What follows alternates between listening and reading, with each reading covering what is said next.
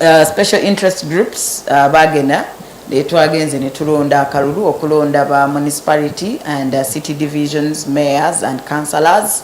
Era ne okulunako olw'Emmande twalina Liberation Day, NRM Liberation Day, nga NRM ejaguza emyaka 42 bukyanga ate ekwatamu enkasi okubanga etwala Uganda maaso mu bukulembeze, naddala mu bukulembeze obwa president obw'okuntiko. Nti tulabye omuntu y'omu same person, President Yoweri Kaguta Museveni, president elect wa ekisanja ekyomusanvu, nti yalangiriddwa nate kubanga obadde ogoberera bulungi era omanye ekigenda maaso, nti yalangiriddwa nate n'obutundutundu ebitundu 71 n'obutundutundu 6 ku buli 100 mu kalulu kano ke twakamaliriza Georgius wiiki 2 zokka eziyise.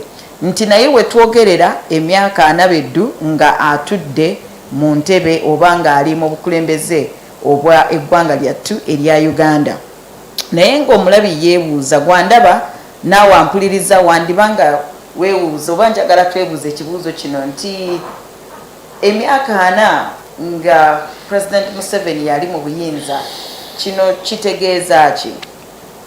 Kiraga obunafu ku luuyi oluwabula government kubanga emyaka 2004 Uganda yagenda mu kalulu ak'ekikungu okubanga ate eteekawo enfuga y'ebibiina ebingi, multi-party system.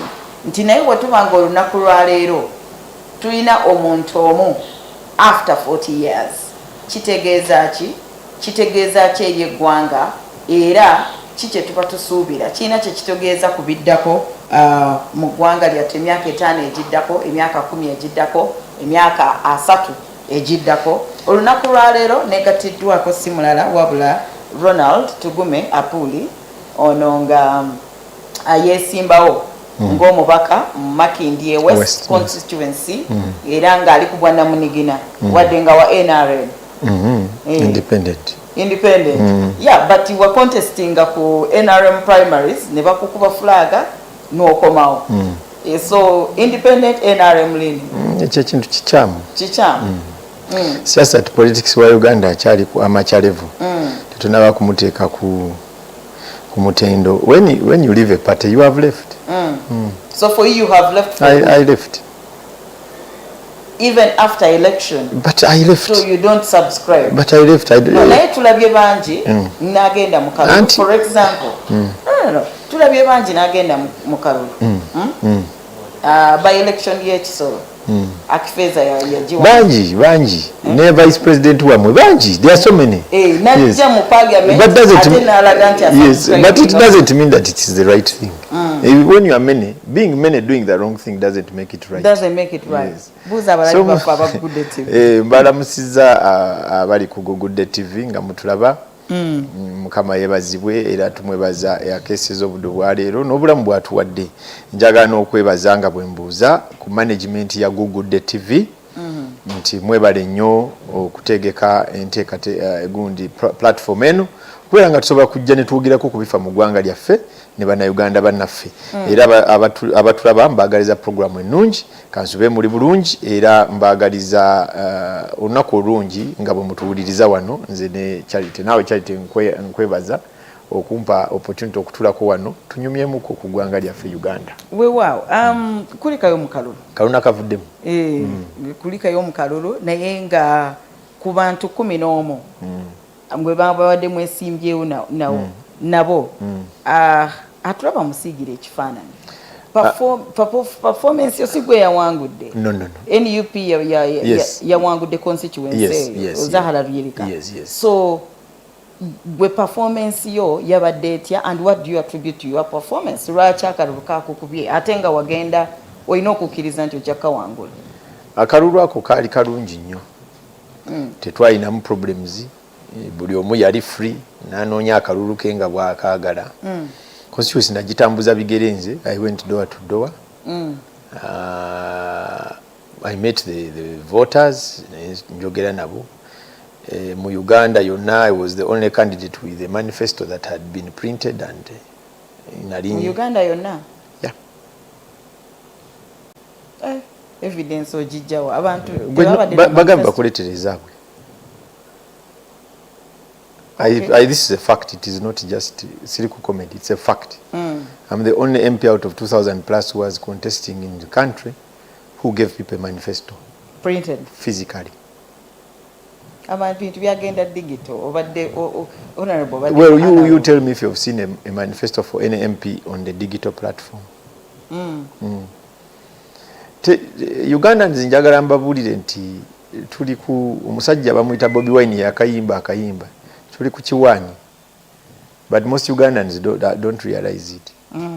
Bobi Wine oyo actually he just misused himself. I think God created him to be a communicator to public issues through music. That is Bobi Wine's calling. Ekigambo ky'okozesezza kinene. Kiriwa? Misused himself. It is subject to an audit.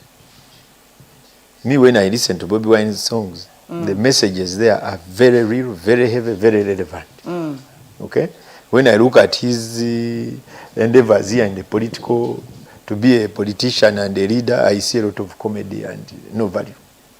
So, Bopimamu, if I was a teacher in a classroom and I want to point a student to a direction, if you're a genuine teacher. So, yayimba akayimba, ngakagamba nti, Kampala buli omu asiba kiwaani. Kiwaani, buli omu asiba. So, in Uganda, Bannayuganda bakikirize, mbasaba banzikirize nti mbabuulira amazima. Abasinga mu ggwanga lyaffe bali ku kiwaani. Oli ajja n'akugamba ekintu, naye nga sikyaliko actually. Just kyayagala otwale, naye nga behind it yalina ekirala kyayagala okuyisaawo. Nga sikyategeeza. Yes. So, bwe nkugamba nti kankuwa ekyokulabirako kankozese constituency yange. I've given you for the fact I am the only. Let me use my constituency. Let me not say the whole of Uganda. Kale much in the West nzenze kaya yali ina manifesto nga ngenda nzigabira abantu nga nzibanyonnyola ne bategeera ensonga lwaki nesimbyewo kubanga nali nina ensonga lwaki nesimbyewo. I'm not idle. Siri jobless. I'm an advocate. Nina chambers. I am a very busy person. So nali mbanyonnya nti look nvudde mu biri ebyange kuba waliwo ensonga. Yes. Ensonga eno ate bwe tuna manifesto temuli problem ezo ezirimu zenjaga kusolving, and none of them affects me at a personal level. Ngachi? Like school fees. Me, I can afford to pay for my children. But many people in my constituency, children are not going to school. Yes. So that is not my problem at a personal level. I just wanted to come and lead to its solution. Hospitals. Amarali. Wafe machi ndye buli omu ajanjabira mu clinic. Clinic njobo kugamba charity tuve wano tugende tulambule clinic. You will not find a single clinic in the whole constituency with a doctor. Zonna za private zoyogerako. I'm talking about private clinics. There are no government clinics. Private clinic. We can go to Machinde West now. It starts from Sawaya Queen now to Tambule. You will not find a single doctor in a clinic. Kali, au ku doctor level katuveyo, katukeko katono. A nurse. You will also struggle to find that there are qualified nurses in those clinics. Katibani abali mu clinics. Batonzi badagala. Ba pharmacists. But no, for pharmacists, no, my friend. You are going to find a pharmacist in Nabisaru. So katibani abali mu. I've told you they are drug sellers. Batunzi badaga basubuzi. They are traders. Like you charity, you know when somebody has malaria, they give them Coatem, you put in a cannula, you put a drip. Once somebody masters that art, not that they are qualified medical practitioners. Kati nze yensonga nze at a personal level, sitwala bantu bange balwala sibatwala mu clinics. I go to a place where I know I will find professionals. Jentwala bange. So si kizibu kyange personally. Naye nze ku kyalo nziisa abantu nga nkimanyi ono yafudde kubanga kwe yaddukidde teyafunyeyo service bamuggyeko bujja ssente. Naye ng'ebyo by'oyogera biri real. Nkugambye we can go right now. Charity, are you sick? Nanze siri mulwadde. Kati nkutwale waffe mu clinic e Makindi. N'obakema bukemi n'obagaasa ewulya bulungi. Ovaayo nga bakudiagnose nze one of these three. Infection, malaria or typhoid. Whether you like it or not. And these are real things happening daily. Ebyembi bisekeo. bino bintu bya ddala ate nga bibaawo n'essaawa zino wenjogerera waliwo ali mu kiriniki bamulongole diagonizinga ate bagenda n'omuwa eddagala ne ssente zaaziweeyo as we talk now. ekyokusatu was amateeka gabadde ki? Well, twetaaga okukwata mu mateeka agasinga obungi. One, gafuusa cake. A cake mu Luganda kitegeeza nti gaweddeko tegakyayina omulembe gugalese gakaddiye omulembe azini ebyaliwo bwe bakolera amateeka ago ensonga zikyuse. Tulina Police Act eri based in a colonial environment. It was informed by colonialism. Mulimu clauses oba sections ezatekebwamu kunyigiriza to oppress dissent. Now in today's police you don't need to oppress dissent. You need to actually encourage it. That's why we have multi parties. But remember, in colonial time there was no politics. We had just a governor, a ruler over us. But that Police Act was made during colonialism. Okay. So paka kati tukyaliko eyo act mu misingi egitakyaliwo. Onfuna bulungi. So kati kye tulina okukola amateeka agamu ago tulina okugaddamu tugatunulemu tugateeke ku standard empya eriwo. Public Order Management Act, Police Act, Penal Code Act. Gwokimanyi nti mu Penal Code mukyalimu emisango nga bwe bajja kusomera wali ekooti yonna eseka naye gyaliwo because colonialist yali agikola yali alina kyanoonya ye either kujjawo some behavior, discourage something, but in today's world it's no longer relevant. Tegakyakola. So nali ngamba nti as a legislator ngamba gambe one of the things implement government programs tugende nwanirira amalwaliro n'amasomero aganaleeta school fee without school fees. That is my role as an MP to ensure implementation of government program. Kwa bino ebintu byonna byenjogerako they are within the government program. No, ekyo kituufu. Kati ogwokubiri gwe kubaga mateeka. So it's like, no, we need to go there. Some laws wano. Kati, do you know right now, police, abavubuka, your age and below, yabafuula lusuku. When a policeman goes broke mu South temuli mu kikumi, he just talks to a colleague and says, tugende wali tubayoli. And they will come and sweep 20, 30 youth. Buli ayinamu omutwalo gwe bata.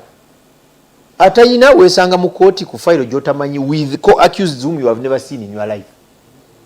Okay, so manifesto yo is sounding okuba convincing. That was it. So, lwaki tebakuwadde kalulu? Anti kati awo mbadde ngenda okugamba nti Ugandans tulina okutegeera nti ffenna akawani kaatulya. Kawani kaabalya. Because I will tell you, you tell me logically. I went physically from Murungu to Clock Tower, from Clock Tower to Munyonyo. That's my constituency. Physically, on foot, I went door to door, giving people that manifesto as I've given it to you. They elected somebody who didn't even conduct a single rally. So, in other words, for you, number one, wakkiriza nti tebakulungi. I lost bulungi omuwala Zahara Lwirika honorable as we speak now. Muyoza mukunga yatukuba kalulu. Ne mugwa flat. Ewaffe much in the West, unless you are mentally you are in something mental. Nay, we lost. She thoroughly beat us hands down. And ekiwanyi kiriridde wamu ebyo byonna byonna. And ekiwanyi kikino nti some person has come and said that Ronda gundi oyingire ensi ensuubizi. Naye ng'oyagamba ensi ensuubizi takugambye what is going to be in that ensi ensuubizi or how they are going to give you that ensi ensuubizi. Or they are bategedde nti olina obusungu and they have come and kiringa ng'okumanya nti awo waliwo peteroli n'obusubi kati oli n'aleeta kabiri kinakola ki n'asuulawo. Because kati mbulya kyali what can you use to explain omuntu aze n'awangula akalulu by far naye nga teyakanoonya teyakasaba talina kyagambye bantu. Omulamwa gwagamba kanoonye kakube kakuume kabale yaliko kati omulamu ogwo gwaliko ekintu kimu gwaliko kabanja. That was the only message. Biri ebirala byonna tebaabikola kabanja bakolako ebintu ebi bakalonda ne beetegeko kabanja ne okunoonya tekwali kati mbulya gwoli wano mu Kampala walabako Lubongo yange ayisera ali oba nti ayisaawo ali awo asaba bululu ewaffe Zahara ng'oggyeko weni principal waabwe bwe yajja ewaffe Erukuli olina w'omulabako ng'anoonya akalulu. So kati kyekireeta difference mu performance nti Lubongoya mu Kampala Central teyanoonya kalulu, Zahara mu Makindye West teyanoonya kalulu, Lubongoya ne bamukuba, Zahara n'ayitawo. You want the truth or you want just me to be politically correct? Mpa amazima. Bakabba Akawa Lubongoya mu Kampala Central sekangwe tewali atali wa Nupu mu Kampala yali akalulu kwalaali. I tell you this honestly, whichever candidate you see in Kampala here who is not Nupu and is saying one, if you have time you go and do a forensic audit. Akalulu bakabba. But I'm telling you, the only constituency I can say some level of uncertainty is Central. By Central tell him opposition. Kampala Central. One nakasero one de geya kisenyi bichi. Bintu biraramu. But most times the win is what can I call it? Bongera muko. Naye nga let me tell you, Nupu mu Kampala wano yali akalulu. Yakalya bulungi bantu bagironda. And remember me who's telling you I'm not a Nupu member. And I lost to a Nupu candidate. They won their kalulu bulungi. And in an election, that's how it should be. We bakuwangula kiriza, plan for next time. Be a good loser. Don't try to cheat. Since I know somebody who tried to cheat, they brought. By the way, but I think I'll be doing my country a disservice. In the constituency where I come from, they brought in Kiswahili they call them Hurutus. Hurutus. Maybe they use proper Kiswahili. Wafunzi. They brought wafunzi. Bebani abo. They brought recruits. Okay. People who have not yet even become soldiers. They brought recruits. I have them on video. My own video. They didn't send me a video. I took it myself with my phone. Ngabakolachi. They were voting. Ngasibalonzi. They are not in the register and they were being given more than one ballot. And every voter was just out of the polling station. I have it on my phone. Ngenda koma ojolyo tubulire obujulizi obwo bwoyina ogenda bukozesa. No, just chenjagala okulaga abantu nti akalulu singa abantu bakalika. Ne kabeera organic.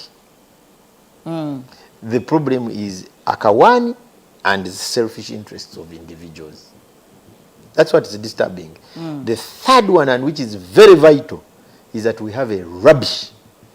You'll forgive me my road, Mr. Byabakama. You have a rubbish electoral commission. The words that I can use that can describe it to my satisfaction is rubbish. Rubbish kitegeza kasasiro, yes. Kyobadde oyagala okutegeeza. Exactly. I wish I had a stronger one. And we need to start having these conversations. Because if I'm to score him, he gets 20%, him and his commission. I mean, you have talked about it anyway. Yes. Kankomewo Joy. Twegatiddwako atulaba Joy Kirabo ononga naye former candidate, MP candidate Nakawa East constituency independent. Kirabo kulikayo mu kalulu. Ogwasemba okubeera naawe wano kwegamba ffe twali tulinda buwanguzi bwereere. What exactly happened? Twali tulinda kulayira naye munnaye omutonzi waffe yasalawo era nsanyuse nnyo okubalaba n'omugenyi waffe olwaleero nsanyuse okulabaho naye Ronald Tugume. Pleasure. bamusajja ekirabo era mbadde mu kalulu akanakawa East akawedde era tukavuddemu bulungi twebaza Mukama tukuuma n'otuyisamu ebyo byonna nga tuli balamu ate njozayoza abo bonna abafuna obuwanguzi ate n'abo bonna bataafuna yatuuka yenna ku baloti muwanguzi kubanga si byangu. Okay, Joy, wajja mu kalulu kano with tewali mu candidate ajja mu kalulu, tewali muntu ajja mu kalulu nga talina ssuubi nti agenda kuwangula kyensuubira nti naawe ye yali goolyo. That is not fact actually. Naye Joy yakanya There are many who come ng'akimanyi tagenda kuwangula. nga tagenda kuwangula. There are very many. Naye najja. Of course. Maybe Joy for yajja ng'amanyi. Joy yajja n'essuubi nti agenda kuwangula. Yes. So Joy, kiki ekyagaana ddala kubanga Nakawa yawanguddwa veteran politician Fred Ruhindi muna NRM. Kiki ekyagaanye mu kalulu?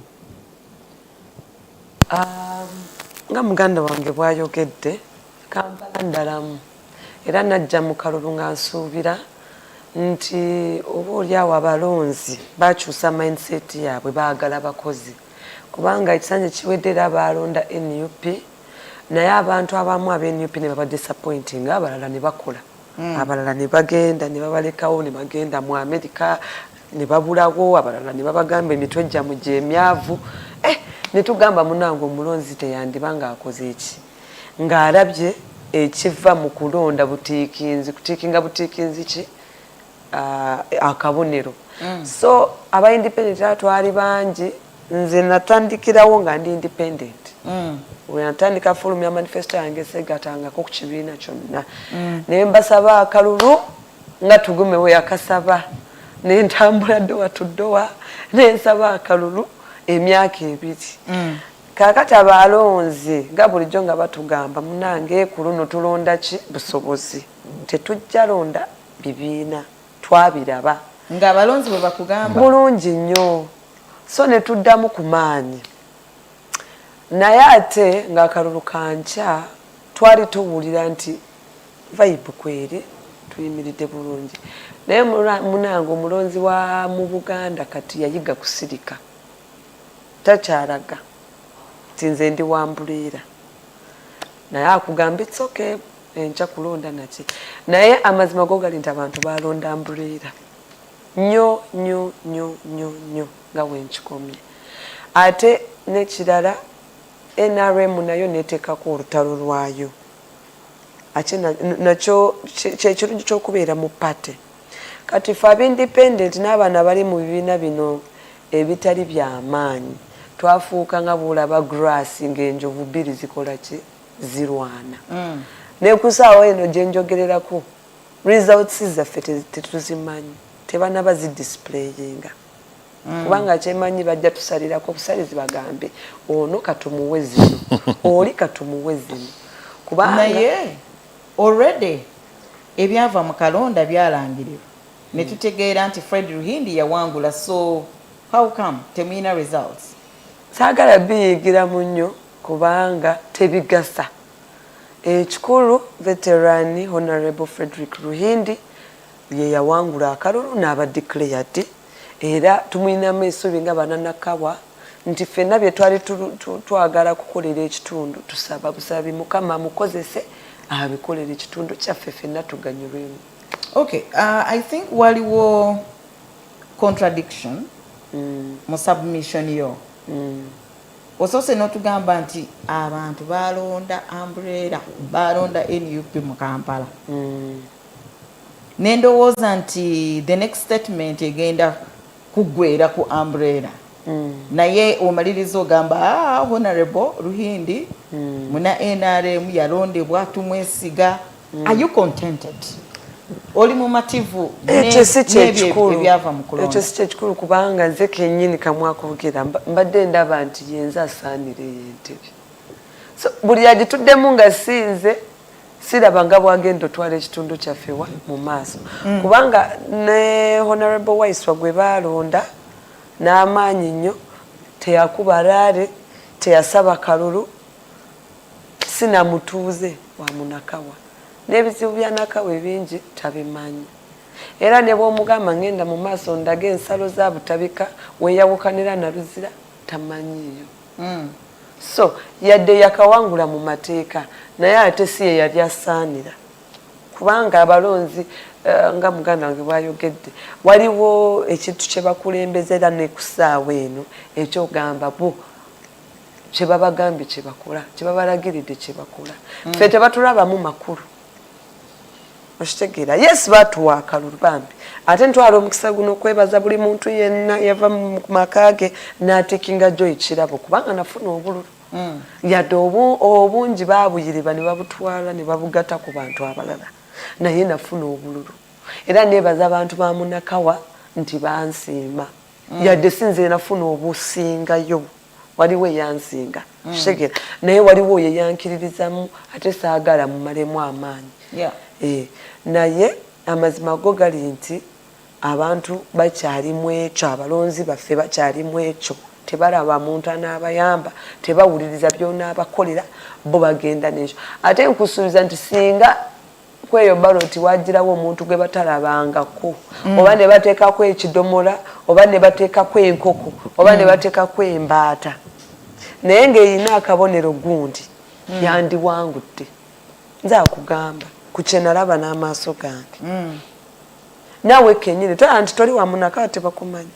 singa koolo gwe yabeera ku baloti ndi wa Munakawa oli wa Munakawa okay katukwate lino ecupa oliraba naye siri omu ku bakandidate lino ecupa oliraba singa lye lyali ku baloti nga lirina akabonero ambuleera lyanditukubye akalulu nze akugamba kino okay kankomewa Ronald emyaka 4 nga President Museveni yakutte enkasi y'eggwanga lino nga 2 weeks ago yamaze era okubanga alangirirwa nga president omulonde bwe tuba tu revisiting history waffe tutegeera oba tulaba nti bagenda mu nsiko olw'ensonga eziwerako ng'ezimu ku zo kwe kwali ku kiwamba abantu yali tategeerekeka nga kwe kwali okubba akalulu kwe kwali obuli bw'enguzi ebyo byonna ensonga ezo 10-point program bw'oba ogijjukira ne bye tulaba olunaku lwa leero nga tukyalina president y'omu kitegeeza ki you want me oyagala auditing 40 years vis-a-vis before the 40 years oba obuuza ku muntu aliko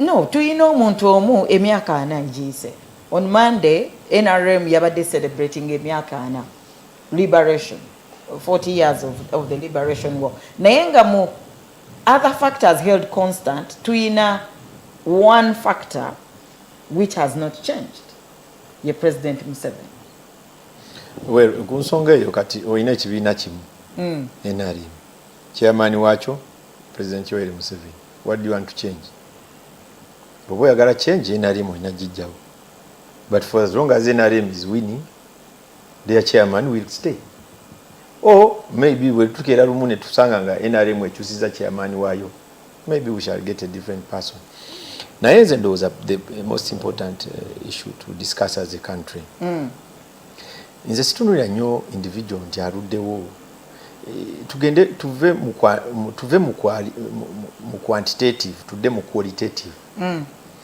somebody asobola okubeerawo n'emyaka 10 but if things are going well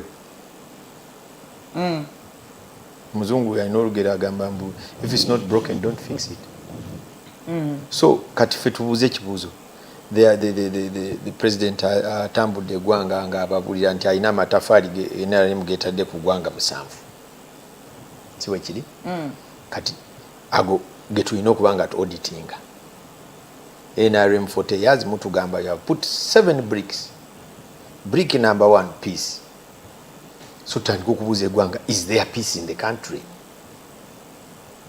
ontegeera tudde mu qualitative tuve ku figureheads the president NRM katika tugende ku nsonga zaabwe because you see at the end of the day this country eggwanga lino okudda ku kyebayita analysis of the EU issue not this Ugandans we concentrate a lot on substance I mean on form tubeera ku form ne twirabira substance because you can have a president for 50 years nibwe abanga kyakola mukifunamu mwena what's the problem do you just change for the sake of change okay kye kibuzo kati mugambye mulese obusinje mulese mirembe tumeleta amani peace in whatever language you want to call it. Now we go and ask Ugandans, we go to Chisoro, are you feeling the peace? If the answer is yes, why would they want to change the password? If you go to Soroti, are you feeling the peace? If they say yes, why do you want to change? Unless you are saying you no longer want peace, you want what? If you come to Kampala, say, are you feeling the peace? They say, we are feeling the peace, but our people are being taken in drones, people are being shot at, they are not allowing us to move. They say, okay, so how, now this peace is there, but it is not, it is selective. When we go in that way, we shall know whether we need NRM for another 10 years or we need to stop it. Okay, and when we need to stop own it, analysis, gwe mundabayo nga Ronald Tugume era eyegwanyiza parliament material era omukulembeze muna Uganda yenna gwe yandiyagadde okubanga amukiikirira from your deliberation manifesto yo waawe ensinziira oyogedde nowa reference ya if it's not broken don't fix it. Do you see any broken right now it's broken, so we need to fix it. It's broken. NRM is broken. Everybody in NRM is a thug. And I want somebody to come and say, why do you call us thugs? And I tell them, I call you a thug because you did this, you did this, you did this. So lutalo luli ku individuals, not NRM as a system. No, I'm giving, you see NRM, if I say it's broken, there is no way the individuals survive. NRM is not it is not a superficial thing. It is a collection of people who form the NRM. So if it's broken, that means the people in the NRM are broken. Me, I've told you I was in NRM, I was in the primary. Somebody gets 0, they put 700. Isn't that person a thug? Is it the person, Montono, Yemubi, over system? No, NRM is not a system. I want to correct you. NRM is not a system. It is a party made up of members who have a chairman, a vice chairman. I think there are 4 or 6 vice chairpersons. So, if NRM is malfunctioning, it is not malfunctioning that it has a system. It is either the chairperson is malfunctioning, the vices are malfunctioning, the commissions are malfunctioning, and those things have people in them. Kati NRM system mu Uganda nkola tujiyite nkola NRM si nkola, NRM kibiina nga bw'olaba club nti erina, like I am a golfer, you go to Toro Club and you'll find a list of members, and those members have an executive. Now for our club to function very well, that executive must do certain things. Bwetabikola ojja kujja kuzanya ka golf course angenga greens ziringa nnimiro. You get me? So NRM is also like that. It is a party with members subscribed. Netulina abatukulembera. Kati abakulembera abo ba directinga naye NRM eyimiridde ku 4 pillars: patriotism, pan-Africanism, democracy, socio-economic transformation. Now you come and say, mwe bamemba mwatugamba mutambulira ku bino. So where is patriotism? When there are some individuals who think they are more Ugandans than others. Because patriotism means you realize you're Ugandan and she's a Ugandan and you're Ugandan and we are all Ugandans and equal. But if somebody feels that the whole country must die because he wants something, is that patriotism? What is the point of an NRM member going into an election and they get 0 and they add 3 and make it 300? Is that patriotism? Democracy. Is that democracy? Okay. You form a tribunal of lawyers calling themselves to be NRM members and they give decisions based on who paid more. So when kugamba nti it is broken, that's what I mean. Okay, mu ddakiika 2 njagala genda wa Joy ku nsonga y'emu. Naye mu ddakiika 2 bwebanga NRM yamenyeka. Ngezaako okunoonya ekigambo ekituufu ekyokukozesa. Nja kukozesa ekyo. Nfu, kale kozi kigambo nfu, kati nfu. Ebigambo by'okozesa bizibu nnyo. No, you see, we need you. Omanyi mwe Bannayuganda mutya nnyo mwagala ku. NRM bw'eba nfu, bw'ebanga yamenyeka. Naye nga wetwogerera omukulembeze yawangulidde ku bitundu 7 n'obutundu 6 ku buli 100. ekyo kitegeeza ki anti kati yongamba tontegedde NRM si nfu nti lwakuba nti teyina bagenda kugironda. I didn't say that. It is the most popular party. It has won by 71%. But that doesn't mean it's sinful.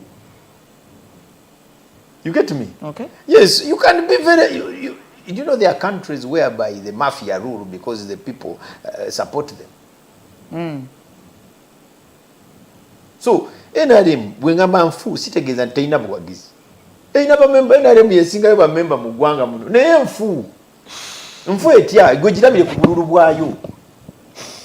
Girabire ku bululu bwayo, then you will get the simple. Nze bintu bingi byemmanyi kuba mbadde mu NRM. I was even in the NRM petition tribunal. I was a member. I know it inside out. So, nti nfu, I'm talking from experience and facts. And that unless katinzi najivamu. Naye yo nga yo eyino kudayo ekole self audit mundomo. Because everybody in NRM there at the secretariat there is a job seeker. They don't have any ideology of NRM plans to entrench it in people. That's why you see we are struggling. One chairman, 40 years. A party? Do you want to tell me that a party cannot organically produce another person for 40 years? Why? Because everybody in that party cares nothing about this country, cares nothing about policies, cares nothing about the betterment of Ugandans. All they care about is the job they have. Simba akatyawo kirabo enyawo akalulu kano bwe tukatunira at presidential level. President Museveni has a constant factor. N'obuwanguzi percentage bwe yawangulidde ekyo kitegeeza ki mu politics w'eggwanga, mu democracy w'eggwanga ne Uganda gy'alaga maaso?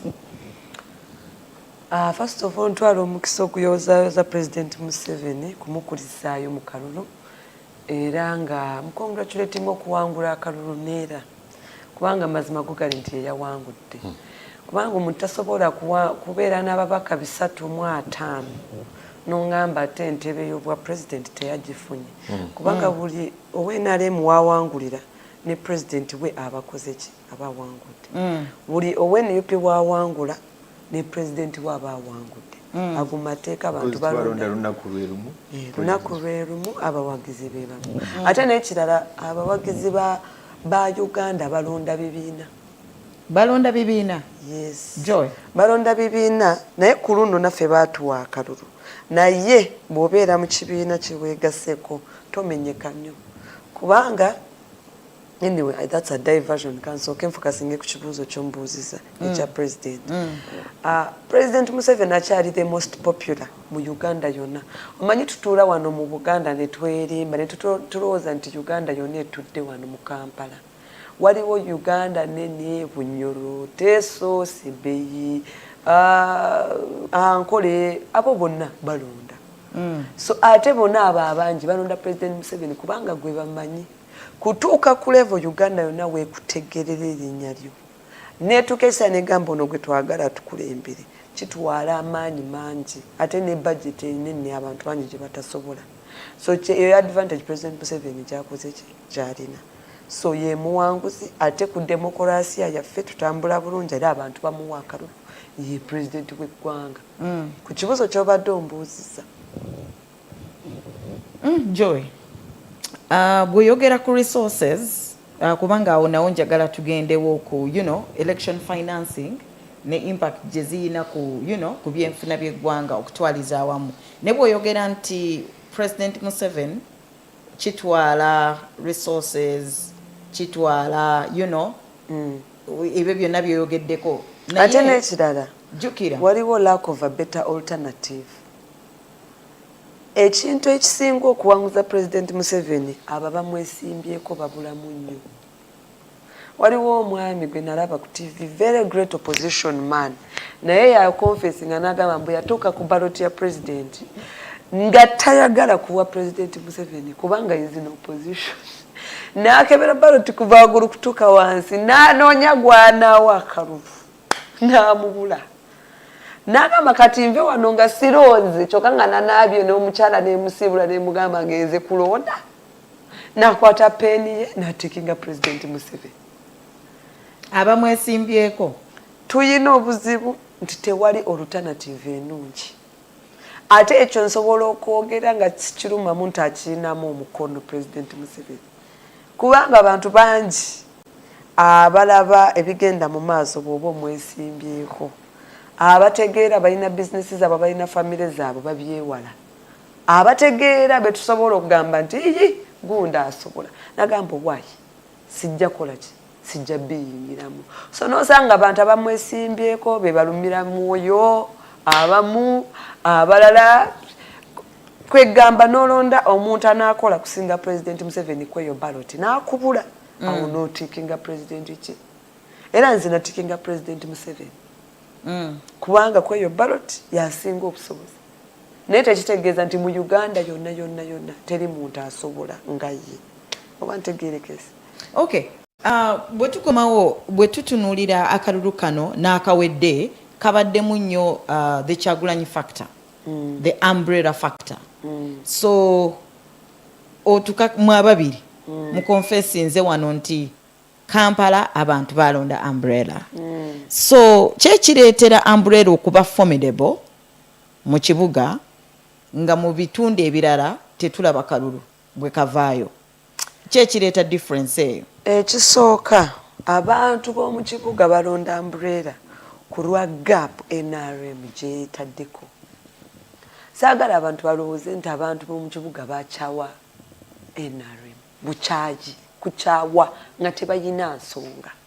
No. NRM ye kennyini yeesindikiriza abantu b'omu kibuga kulonda umbrella ku lw'enneeyisa yaayo.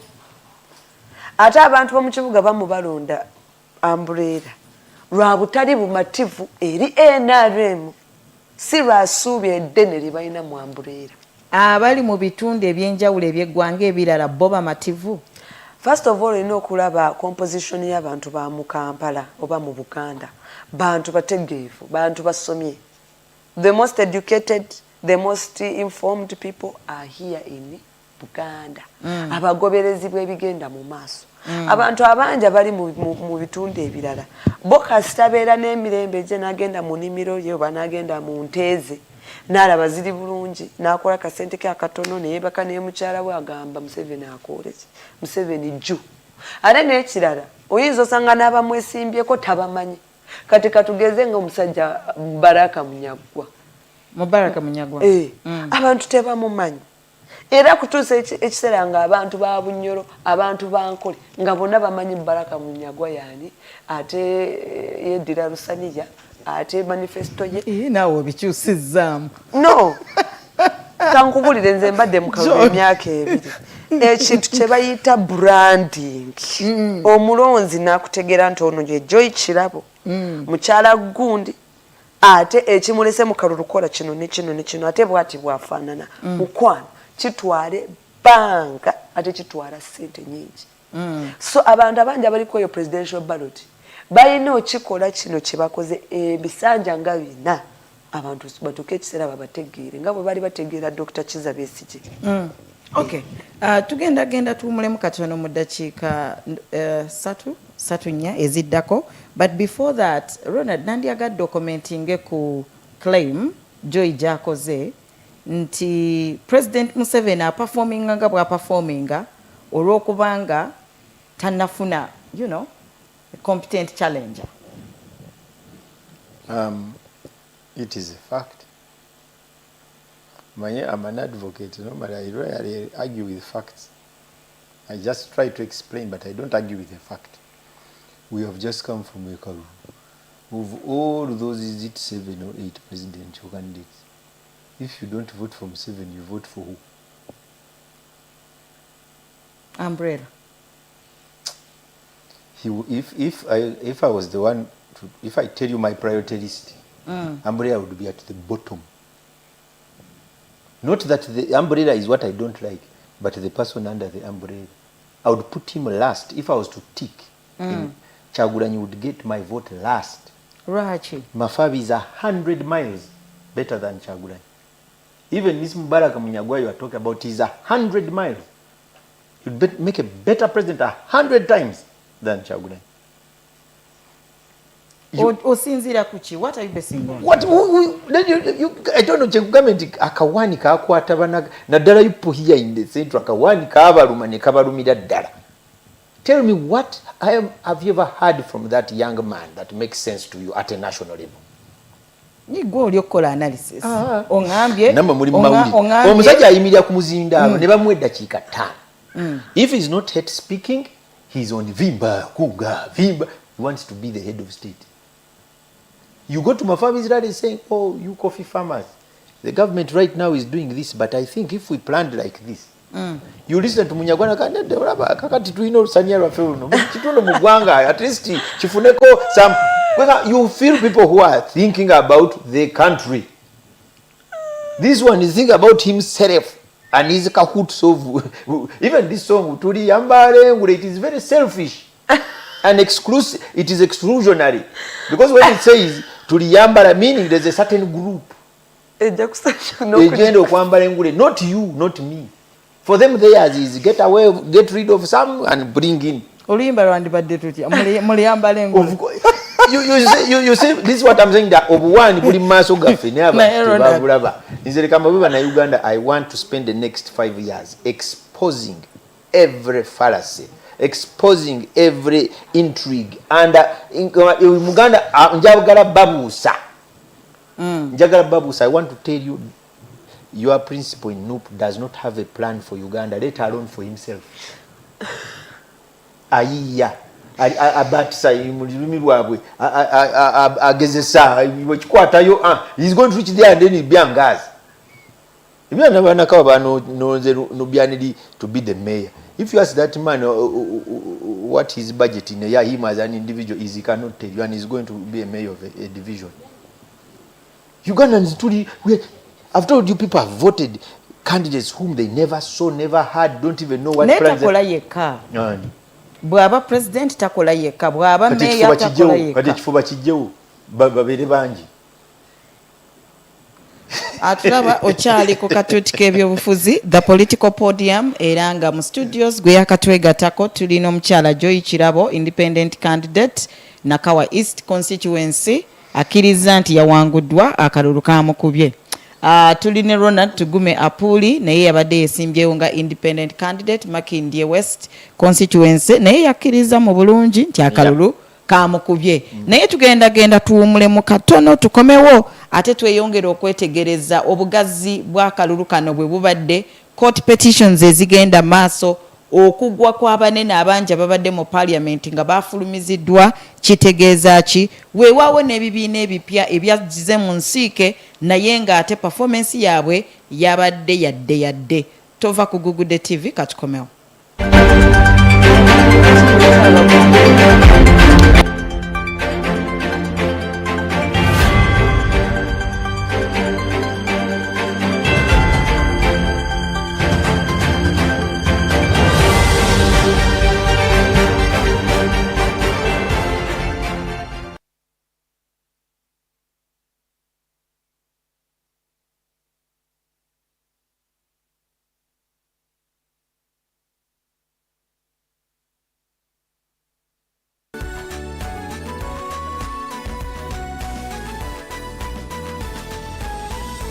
Good Day TV, transforming your life. Kingdom Revelation International Ministries ekoliwa Apostolinda Sekutusako Empaka Kingdom Talent Africa Kusietela Bonita Kulomkanga Setumula mu January 2026 Komwanguzi wakutwala omukadde busatu atuwa 10 miliyoni ekitundu olwo okusatu atwala emitwalo 9 abato okuyingira mitwalo 1 abakulu emitwalo 2 VIP emitwalo 5 tebo ya mitwalo 8 sawa musamezi jinga zigulwawo abagalo competinga mukubezera musavu 09 mukanga 0 Satu munana mwenda obazero musamunana mukaga munana biliemu musamu mukaga bili tiwagidwa Simba Events ne Dondana Investments. There's glory.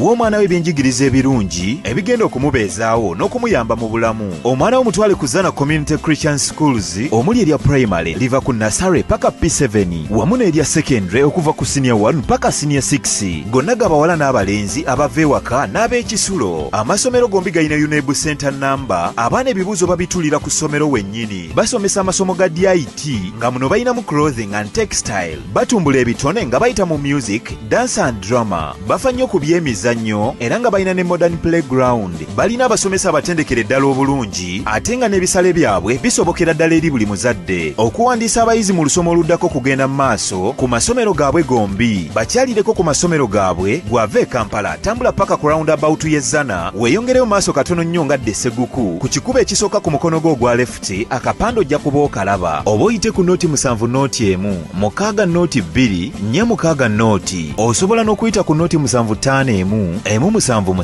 4 4 3. Zana Community Christian Schools, in God we trust.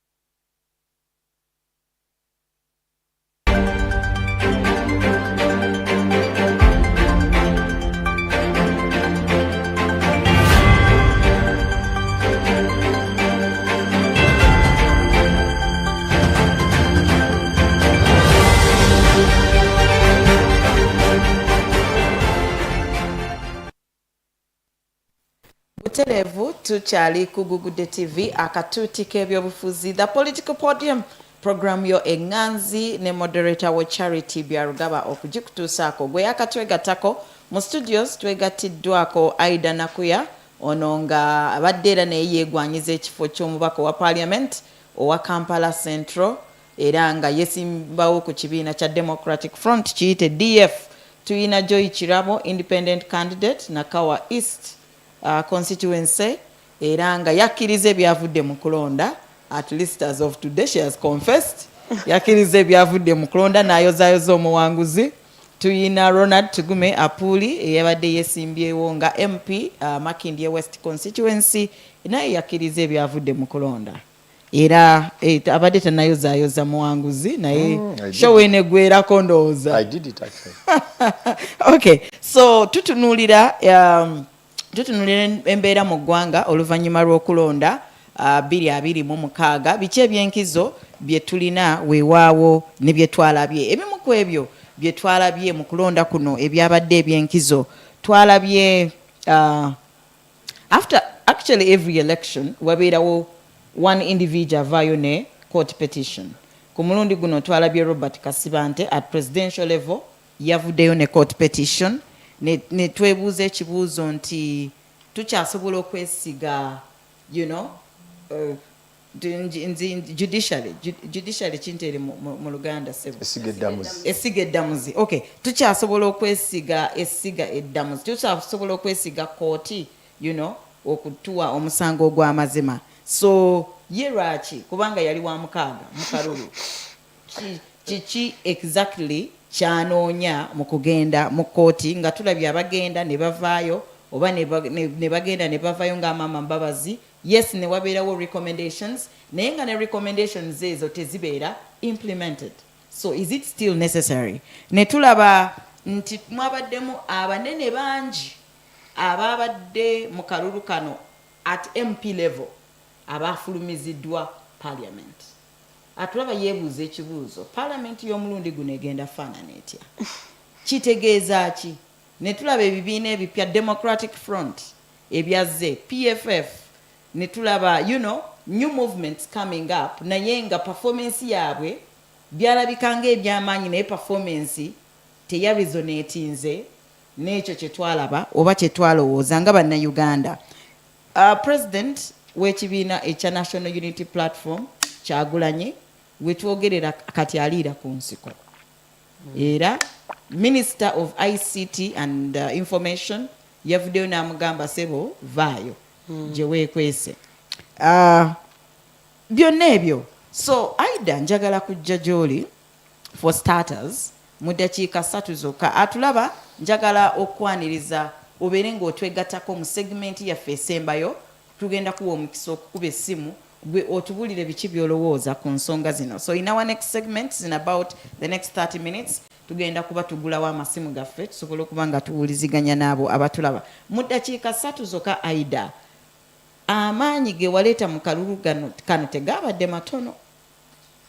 N'atulaba yeebuuza kiki ekyagaanye Aida okuba nga owangula ekifo ekyo.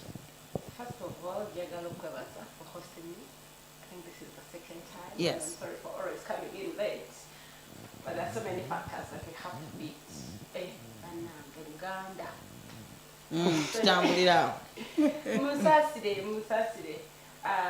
njagala okwebaza okunkyazanga nembaako etofaali yengatta ku ggwanga ate njagala okuliisaayo bannange bonna abavudde mu kalulu bakirabu mwami Apuli njagala obakulisaayo sifefeka abakavuddemu abantu bangi eyo wali abanasinga ebiwundu wali abatanakkiriza wali abakkiriza wali abali mu petitions wali abali mu recounting and n'abawangudde tebannaba kuwangula mu kalulu ka 26 kabadde little bit special nti mukana akalulu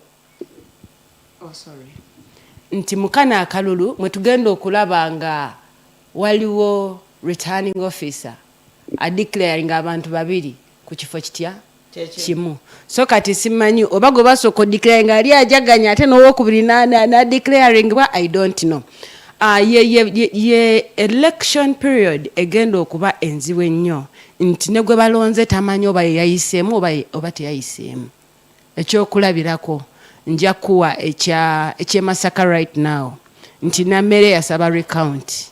Naye mu recount gye yasabye sofa bye tulaba bigenda mu maaso ku social media kiraga nti ate nammere waliwo bali bamuwadde obulu 12 naye ng'alinawo obulu 2 plus.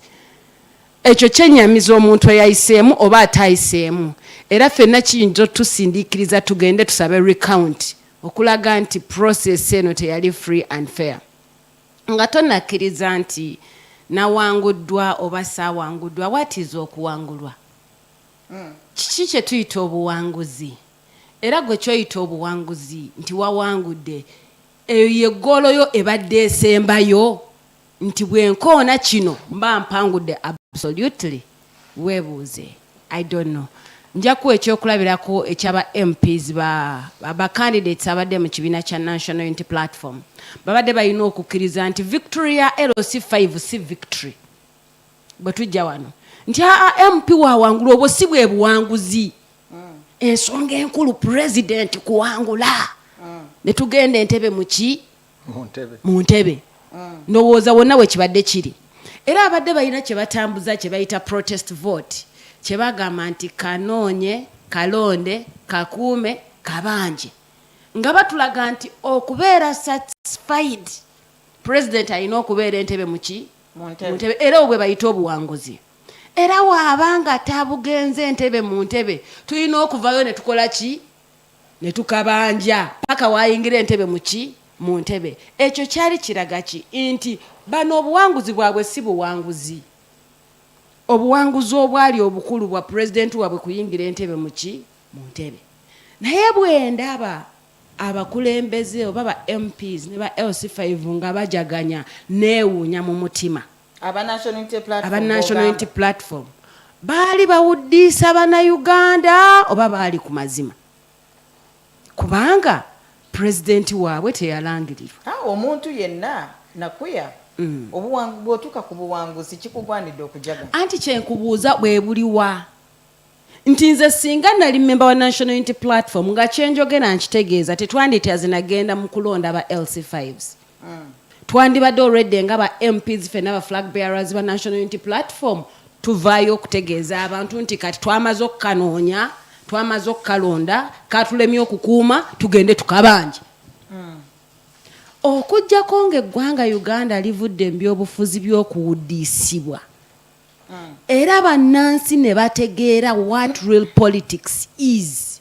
Mu ggwanga Uganda tujja funa ba members ba parliament ab'omuzinzi, tujja funa enkyukakyuka nga ya nnamaddala, ate tujja funa amaaso amapya agalaga Uganda waweeraga. So Aida bwe ng'eyabadde yeesimbyewo mu Kampala Central oli mumativu n'ebyo ebyalangiriddwa ebyavudde mu kalulu ka Kampala Central? Absolutely siyinza gamba nti ndi mumativu. Olwaki siri mumativu? Olw'ebyo bye nalaba ebitagwanidde kukolebwa nga bimenya n'amateeka mu kulondebwa. Electoral Commission neewuunya yabiraba oba teyabiraba? Oba yabiraba n'egamba tugende bwe tugenderawo like voter rigging and bribery. Yali too much mu Kampala Central. Nze nabisanya ne minister eyawangula Kabanda ng'aguza abantu yagula ba agents bange 7,700 abaagana n'abagamba nakuya mugambe kaggwa leero amanye value ya sente mukalu weetaaga sente omulundi gumu weetaaga sente emirundi ebiri weetaaga sente emirundi 3 nga minister yagamba naye ng'omwana gwagamba nga minister yayogera naye ng'omwana agent wange gwagamba omu yamusanga mu industrial area nga yamandinga naye nga gwagamba he's even 25 years. I think the minister is 50 or 60 and above. Kati nga n'obwongo bwe tebumugambyemu nti naye ono omwana gwenjogera naye bino ebintu yagwana obbiwulira ng'ayagala Uganda emirembe anakkiriza mu bino ava mu kulonda. Nze mu Kampala Central wali a little bit funny ng'abe-NRM bakuwa emitwalo emeka? 2 n'ogenda n'osuula akalulu bw'omala okukasuula ne bakwongerayo omutwalo gutya Gumubiro byenjogera byaddala abantu babiraba. Era I got very much disappointed ne timu zange ezimu nti waliwo abantu bennali ntambudde nabe ebbanga ddene nga buli kizibu bajja gyendi newe gubanga emitwalo 7 walaba nga kinene nnyo olunaku olwo, then how about amaziga genzi gye nkusangula? Kati mu mbeera bwetyo nze gye nnalabako a minister yali alina obumotoka 3 buprimo obwali butambula mwe baali bagabira ssente zino, era nga polling stations ezisinga waalingawo omuntu kumpi bwe wati ng'oyinza n'okulowooza nti y'omu ku ba ROs nga naye akola ki? Amonitoringa oli kyakoze eki? Kyakoze mu baafu. Era nga bw'akola balina signals zaabwe ng'oli amumalayo. Kati wetugenda mu transactional politics ow'ekika ekyo, nze Aida Nakuya ayagala Uganda etaliimu nguzi, Uganda ey'amazima n'obwenkanya, Uganda nga bannansi baweebwa consciously okusalawo ani alina obbatwala mu maaso. I cannot admit to such. Right. Sisobola. Right. Waliwo kuwayogedde ke maladi njagala oyo nzigizayo buza. Owagambye nti abanene bangi ababadde balina okubeera mu parliament tabadde mu parliament. One, eno ye parliament emu nga abalonzi bayingidde abakulembeze ne bafuluma. But kituwa kyakuyiga ki? Kiddemu abalonzi bayingidde, abalonzi bali mu parliament abalina bakulembera bafulumye. Kituwa kyakuyiga kiffe abakkiriza nti abalondeddwa si be batuufu, kubanga ku nsonga za Kampala Central nze sikkiriza nti eyalondeddwa ye muki ye mutuufu. Tulina okudda ku drawing board tuteese ebyensonga. Abanene bangi tubadde tubayitanga okuteesa ku byensonga nga bali bize, kati tebali bize. Luli ensonga z'eggwanga zibadde zibabuusa zibaddusa, kati tebali ki busy.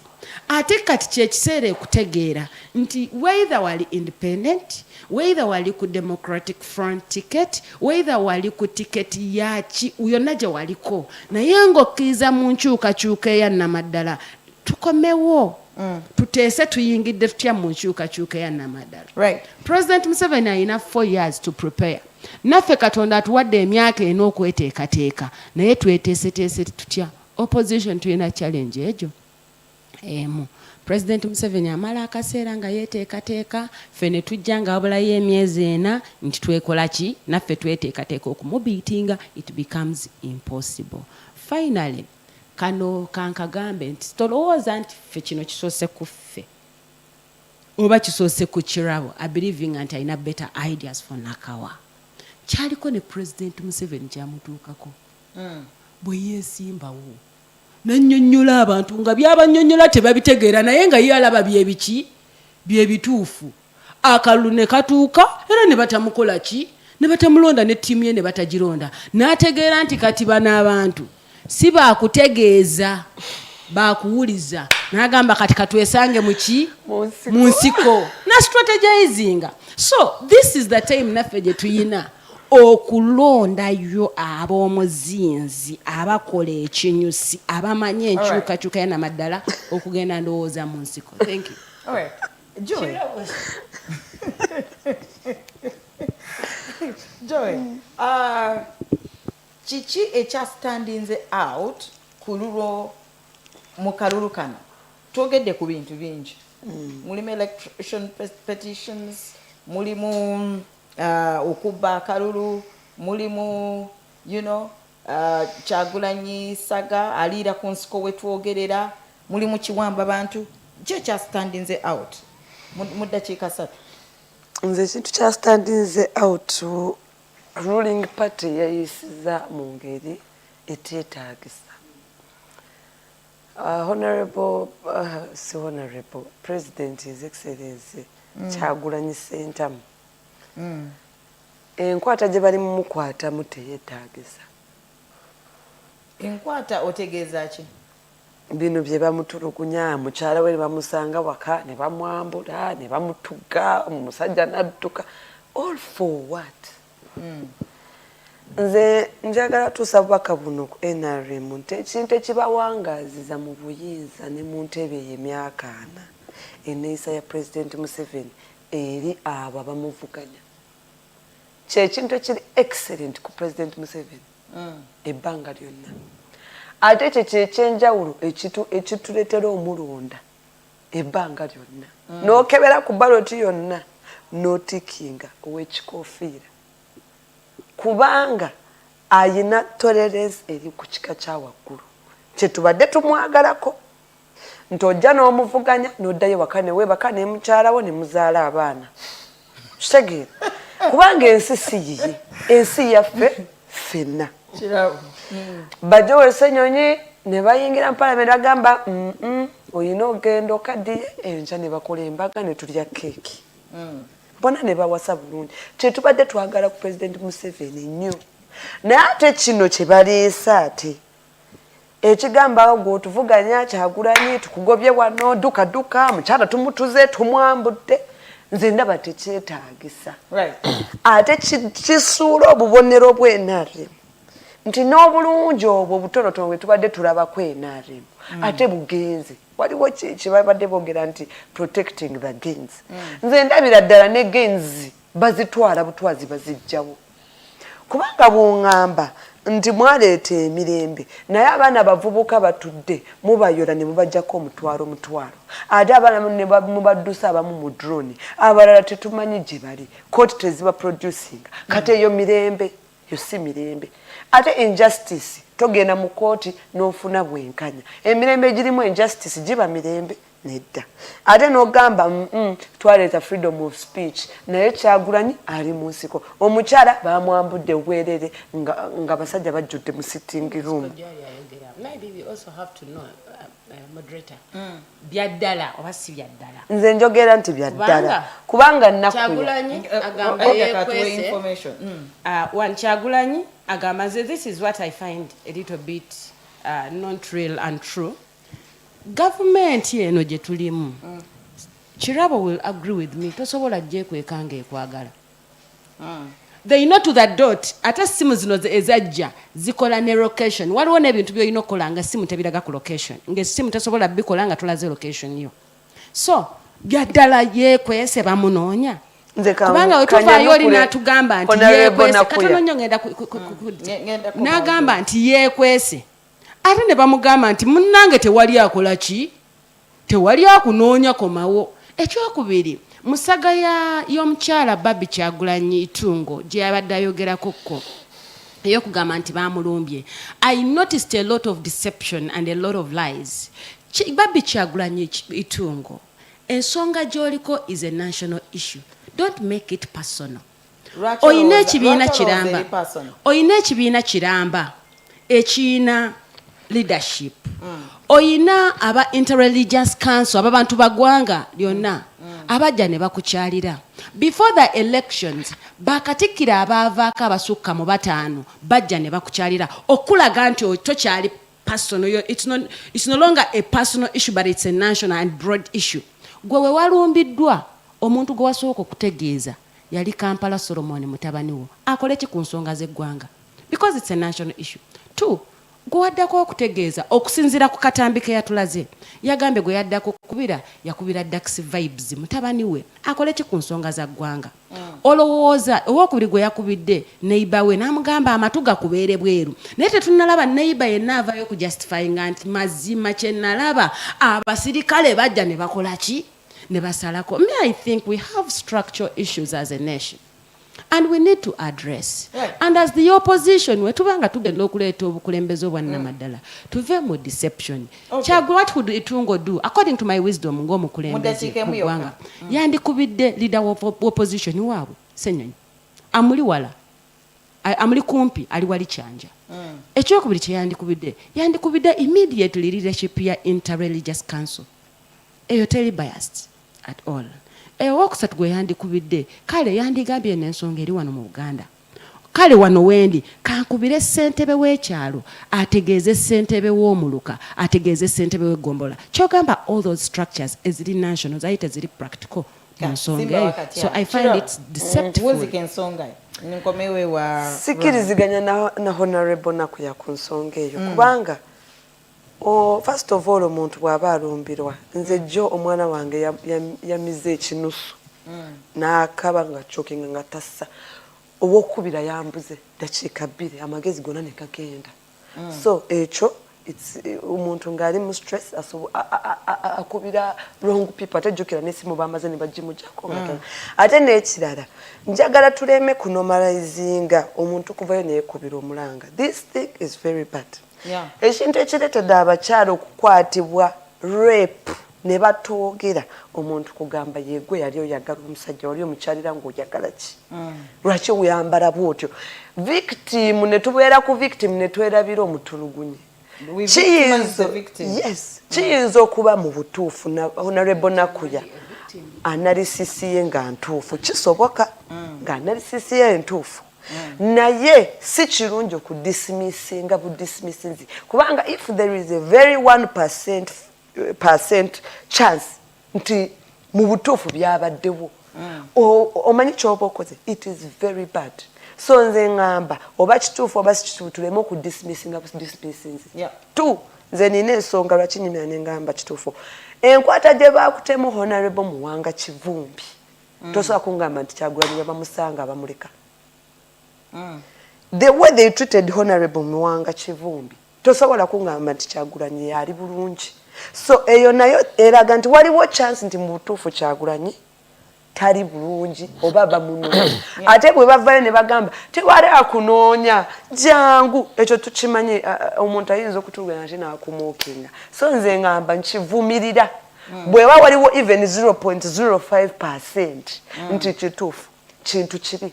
President Museveni tukwagalako kino taata ekyandeetera okutikinga kweyo ballot it is your tolerance. I love that, I admire that. And I'm learning from you as a leader to be able to sit with people I don't agree with. Era buli muntu yeggwanyiza ekifo ky'obwa president musaba busabe ate nga nsaba Katonda nti abeere n'eyo trait abantu bangi gye batalina. Tolerance of people that you do not agree with. Ekyo kyekisembayo ku mukulembeze n'ogamba kasito mu Luganda aida nyamba akompa ekigambo ky'Oluganda awo obugumiikiriziganya okay. So nze nsaba obukulembeze bwe NRM n'abavubuka be bayengiza mu kibiina kyabwe beewulira amaanyi nti bakakane ekiwangaziza NRM mu buyinza kwe kukakana kwa chairman waakyo. So bate bamuyigirawo kukakana simanyi kye bamuyigirako. So n'okulwekyo nze eyo ye highlight enene gye ndabye enkwata gye bakutemu position ekirala njagala genda nga tonagendayo enkwata ya honorable Muwanga Kivumbi nayo njivumirira. Abantu babadde mu garage baze ne babatta bamala obatta ne bamuteekako omusango nti ye muki mbuna ye mutujju. Ebyo bintu byonna ebyo bize tebibaawo okay bize bibaawo naye mu mpolampola naye ku luno biyitiridde. Right. Sebo nkomyewewo mu bino byonna bye tulaba gundi Kyagulanyi issue aliira ku nsiko amaka ge galumbiddwa losses of big political shots especially in parliament petitions bino byonna bwe kiki ekisukulumye ku birala what stands out for you era kitegeeza ki? Okutwaliza wamu nze njagala kubulira nti most of the petitions now are time bad. They are time bad. Obudde bubaweddeko. So ge mateeka gaffe. So buli abadde alowooza ku petition especially for presidential and parliamentary obudde bwakulese. Naye abaataddemu petition zaabwe mbakubiriza muleete evidence munoonye evidence bwogenda mu kooti si bya lugambo babadde babawa ssente bupulimo bwazze ebyo tebikola mu kooti bwogamba nti abadde primo satu twagala number plate twagala kala yaazo baani abadde bazivuga bazirabyewa kamera eziraga ekya evidence because in Uganda tulina challenge ebintu tebikyuka kubanga yandibadde asobola okuteekawo embeera ekyusa ekintu ate akikwata mu ngeri ya kiboggwe. So nze njagala buli akoze petition kwa ffe nga basikola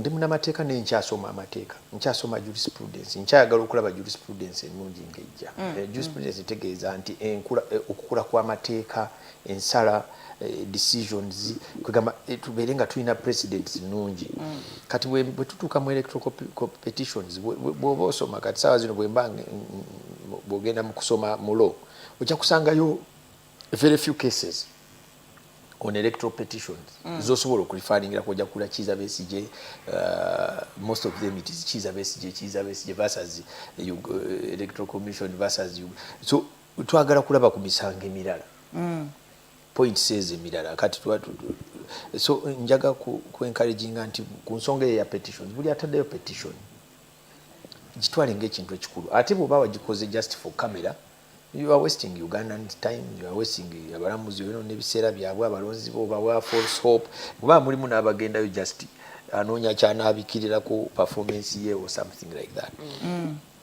so n'abalamuzi kansukire banatukwatira bulungi ensonga ezo kati honorable Gundi ne Masaka we are seeing tulaba recount going forward mwabadde mu preliminary objections omulamuzi na deciding bulungi. I was very impressed as a facts and alaga evidence na admitting but kati a recount was ordered as applied for and is going forward kati kitegeeza next time waliwo muna Uganda agenda okuyiga nti akalulu kange bwe baseeka akasanga nga returning officer anvurugidde mu Tale Center kuba kati you see bino ebintu tulina okukola ebintu nga bigenda kuyamba tomorrow bigenda tuyamba enkya kati omusango gwa Namero ogwo gujja kuyamba buli omu mu ggwanga nti kubanga returning officer bajoga let me tell you wakuba nti ensonga bagisazeewo sinabagitwala tesigirabye mu issues zo wano tulina okudiscussinga electoral commission n'abakozi baayo it is a very very very vital actually it is the only reason why elections go wrong. Electoral Commission ne staff yayo ne wengeri je kwata mu bululu is the only reason you will find her complaining, you will find her dissatisfied, you will find me dissatisfied, you will find the country in this fracas because there is no way Kyagulanyi wagenda okutandika kugamba bamubya akalunga ensi yonna yalabye nga bwe mwakabaze naye kati ojja sawa munana nzize according to that now the president has this one and kati buli omu ali awo awulira byo naye bivuddewa ani abikuwadde yabireesa atya ate nga tubiraba wano America ebeeronda naali Vietnam eri kamunu neyali ekanungu amanya nti Pennsylvania mu muluka gwa Gundi ku polling station weti Trump yafunye buno si Gundi Kamala nafuna buno here in Kanungu nefe wano mu Uganda in our own election omutasoba na kumanya kalungu president kafunye mu district you get me kati awo kiba kyangu nnyo Kyagulanyi okujja n'alimba ensi yonna banzibye ate what will he compare what are you going gogenda comparing anaki so electoral commission ekyatukola bubi nnyo in this day and age internet bagijjako twali tubamanyi nti be bagiriko bokka so twali tusuubira nti buli kujja whenever byabakama would be coming would come and say now last time I gave you results from West Nile in Nebi, in this parish, as you see them being displayed live. N'abamawulire ne babawa feed. Nomula media houses n'abandi badde zaabadde okutali sente nga zirina feed. Live feed, nedda si live feed kweyo data processing. Okay. Because it's not a secret. And if you want to remove suspicion and these people are going to disturb the country tomorrow saying that is the solution. No mwana yajja unagamba now we are here in Rweza as you can see, so when you tap here you tap so what? You tap there, you tap here, so what? For me, I want to say that now you here in Google Day, your reporter is there, is getting live. Namwe muberenga mukola analysis mugambe by the time Byabakama comes at 2, so far. Kusinzira kwe byetula. So kubanga akalulu ka America bagenda okukalanga nga buli omu amanyani awangu. Ngagoberera bulungi. Ngo just ku CNN wali. Right. Britain the same, Germany the same, France the same. And we are using the same technology, my dear. There is no technology in America that we don't have here. So ebyo ebintu byebiretawo obuzibu kati Kyagulanyi is telling you is hiding. You have never seen somebody who is hiding when every day we are seeing him. Is that hiding? Is that hiding? Bulina kutukulaba. Kati oba wekwese. Omuntu yakwese eraga wali. So just I want to tell you that people batuzanyira ku bwongo. Mbadde njagala DJ simanyo ba mu studio yamwe. Mbadde njagala muzanye kayimba ako. Ene Kampala byansobera dda. Buli omu asiba akawaani. Kiwaani. Buli omu anoonya kyasiba awuddisa oyo abudde akozesa akagambo kuwuddisa. Kawaani. Okay. Njagala Nakuya ompe comment yo ku DF performance ya Democratic Front, but generally ebibiina ebipya ebyetavye mu kalulu kano performance yammwe si bwe twabadde tugisuubira kiki ekitaakoze. In the meantime mu ddakiika mu ddakiika 3 weeteeketeeke tugenda kuba tugulawo amasimu gaffe otwegatteko ate tutegeere gwe kikyolowooza ku nsonga zino. Yes, Nakuya. One, the most big ekizibu ekisinga kye tulina is abantu yardstick bakozesa ya kuwangula bwa member of parliament oba councillors oba what. Naye tulina okusookera tulabe lwaki DF yaja information oba kale ebibiina ebirala. Naye kanjogere nze Democratic Front eyange gye ndimu nti bw'ongamba how was our performance, I'll not tell you that it was bad. What was it? Temwafunyeyo mubaka mu parliament. Kyatwalira anti si kibiina kipya ANT kyagitwalira emyaka 7 okuleeta member of parliament atya. Democratic Party is one of the longest serving political party. Erina ababaka kati 7-6. One of the two. UPC erina ababaka bameka 11. And nayo yemu kweze ziri at least for Democratic Party I can say nti eringa emyaka 6 plus. So lwaki nze njagala okudistancinga so much Democratic Front from the results, its performance engeri gyekozeemu from the results. One, we showed up. Okay. And in the 4 months, they tried 2-3, they tried to akamala, we managed to confronting our candidates 88. Na ye message ya facinga yali yachi is showing up. Mpulidde ebintu omubaka byadze ayogerako ebya electoral commission nangeri kijje kwatamwa okwe kuyayana kwa DF. Twagala electoral reforms and constitutional reforms. And ekimu ku bintu ebiri mu electoral reforms and constitutional reforms kyekyo kyolaba nti electoral process eno ng'egenda mu maaso buli district ebe in position okutaalinga obululu bwa president era bw'announcing owe your district nti ffe wano mu Masaka Museveni afunye bweziti, Kyagulanyi afunye bweziti, Munyagwa afunye bweziti, Kasibante afunye bweziti. So ffe wano mu Masaka according to the bichi act ono yasinze era zezo zetutotteewo abyabakama. Awo ffe DF we tuli. Electoral and constitutional reforms. 2, tuli ku kinyusi kya transition of power. Okuva mikono ja President Museveni okudda mikono gy'omuntu omulala yenna, not by force but negotiating into power and peaceful transition of power. Nze those are the yardsticks zenkozesa okugamba DF yakoze etya bye tutannalaba naye tubitandiseeko.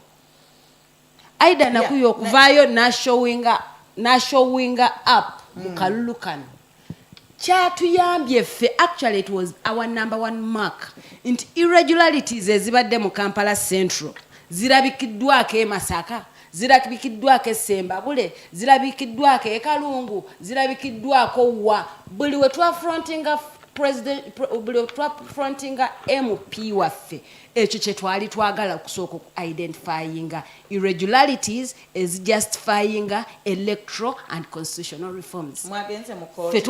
No, lindako. Fe twazipikinze. Kati tugenda ku debating on something nga si kyampuuga ng'omuntu. Nga si kyabedi ng'omuntu. Naye nga muli wagweru wa parliament. Let me tell you. Paalamenti yokka si yeyina okusalawo ku butya eggwanga bwe lisobola okutambula. Olunaku lusobola okukyutuuka nga kikyusibwa nga bw'okiraba. Right. Bingi bikyuse nga tebitandikidde mu Paalamenti, bitandikidde bweru wa Paalamenti. Google TV, hello. Google TV, hello. I'm sorry for the echo bearing me. Kendeeza volume ya TV yo sebo. Ndi echo volume. Okay. This is Sozi from Mukono. Esebo genda maaso. Ngenda ku airing ensonga nga nnya esooka ngenda kubuuza. I'm going to ask, teach, appeal and congratulate. My point of question is, Madam Nakuya yayogedde nti people who are supposed to vote have entered, many voters have entered in the parliament, and then leaders are out of parliament. Ekibuzo kyembuuza, who was created to be a leader and who was created to be a voter? Kyekibuzo kisooka. Okay. Ekyokubiri, Madam Nakuya, on election date, didn't you vote on that day because you are a leader? Ekyo kibuzo kyakubiri. Ekyokusatu nti gwe wazaalibwa oli mukulembeze, oli mulonzi era wakula gwe oyinze kulondebwa si kulonda. Nsomesa, I'm going on the point of teaching. Maliriza. Ngendera kusaba nnyo Madam Nakuya to make a bit of research, thinkful before raising an issue. Ku nsonga ya mukyala wa Kyagulanyi okugamba nti gwe ayinza n'okuba alimba. It is like you don't make research and you don't follow up what is going on in our country. Tweyanziza sebo. Ekisooka nsaba kolayo gundi bbiri malirize. Tweyanziza sebo. Obudde bwaffe butambudde. Katufune omukubi omulala kubanga bangi abali ku line. Google TV, hello. Hello. Google TV. Oli live, amanya go ne Josinzidde. Ndi mzee Kitema wali wano. Okay. Nze kempabula mu bintu byonna ebyogedde abakyala abo, abawala bakyali bato nnyo. Ensonga eri emu etutawanya mu Uganda, ensonga eri emu.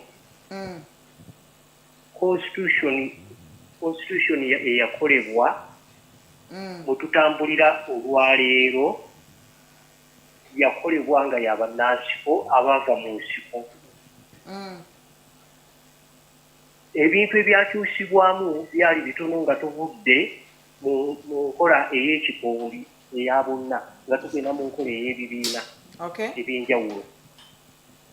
N'olwekyo tulina okukebera ennyo constitution kyegamba ewa pulezidenti obuyinza bungi nnyo, ewa yalonda mwami bya Mukama n'akakiiko ke, yakola buli kintu kati tumumunenya okujjako nga tumaze okuddayo ne tulonda ne tukola constitution empya ekwatagana n'ebibiina, enkola y'ebibiina nga bisobola okwerondera akakiiko ka bya Mukama. Okay. Tweyanziza. Google TV, hello. Hello. Oli live ku Google TV? Yebale konyabo. Kale seba amanya ne Josinzidde sebo. Makato kale sena mayomba. Okay, tese gwanga likuwulira. Badde nsaba okubuuza ku mwami oyo ampangaza nga bantu n'amateeka. Nga bwe batwala obugenda ku Parliament bakakasa nti bukobe yalifuusa etteeka mu ggwanga lyonna akumateeka agenda okukozesebwa okulonda. Kibuuzo kyo nga sikitegedde bulungi, tekitegerekese bulungi. Kanso kitegedde? Okay. Osobola okuddamu n'okuba ne tufuna clarification. Google TV, hello. Hello. Hello, jeba nkunyabo. Kale sebo. Ono mugere kansinzidde ono kasanga. Tese gwanga likuwulira. Nno kyende esesa kuli nti okujjako nga abantu ffenye tukyuse. Abo bonna abali mu studio boogera tebijja kukola amateeka tegasobola kukola nga abantu ffe kennyini zikyuse kubanga nze nalinda byekukuba era nze nsasira n'abeesimbyewo bagenda ne balonda ba agenti nti gundi agenda nkumira akabiri naye bagenda okuleeta okudduza zatte zigenda ku Revenue Commission nga agenti gwe balonze taliiwo nga yavuddewo dda eyiza oba bamuguze oba bamuwadde sente oba yakuumira gw'atayagala omuntu atuuka ki okubanga bwe yalondeddewo yatadde polling agenti yafunyewo kalulu naye nga balinawo ba agenti nga 8 baba balonzaani munenya byabakama atabeera polling station munenya Museveni atatunga ku polling station mmwe bennyini abeesimbyewo abantu ffennyini nga twetereezezza okugenda kufuna nze kyova nze sikuuma kalulu kubanga nze sagala bulyaza amaanyi tweyanziza Google TV hello mujje baleko esebo ono kanyanse wasasinzidde makindye kansanga tese gwanga likuulira mwe balikuweza kyembadde nsaba okubuuzaako omukyala wa TF amanyi nnyo okwo amateeka ne positioni katugeze ne bamutusinkako gw'obulisa asooka akubira mpuuga badde nsubira mu bulango omukamiike ekusooka nze mubali mu studio omuntu gwe nandyagalidde alina ensonga ekwata ku bantu omukyala wa nakawo olw'ensonga nti opposition ensonga lwaki etwala Kampala balumiza wamu n'abantu abantu abasinga boogera nga abasaagiriza mu nsonga eziruma abannayuganda nange ndiwo emyayo naye omuntu tosolaba abatira mu nsonga eziruma abantu ate kino njogeranga nabyo ekibiina kya DS kagire emyaka emeka tekiritwala businense Kampala oba awantu oli because it is created out of bias n'okufutwa bintu bwe bityo boogera ebintu nga abalalaasi mwebale kumpuliriza kise bulungi Google TV hello hello oli live ku Google TV sebo sebo teesa eggwanga likuwulira kansooka okwebaza omukyala oyo atali nakuya mukyala kirabo ateeseza bulungi era agende maaso n'okuteekaaku ekyokubiri mukyala nakuya oyo njagala omutegeeza bino agamba nti mukyala Bobi Kyagulanyi tannawulirayo neiba n'omu agamba nti yafuna obuzibu okusinziira ku ggwanga lino nga bw'olimanyi toyinza kumala gwogera bintu nti yaveeyo agambe nti nze nalaba olwekyo wabanga agamba nti mukyala Kyagulanyi ali mu katemba naye lwekirimutuukako bwagenda okukima nawe balinnyinnyalwamudda omukubi w'essimu omu yekka eddakiika tusigaza 10 zokka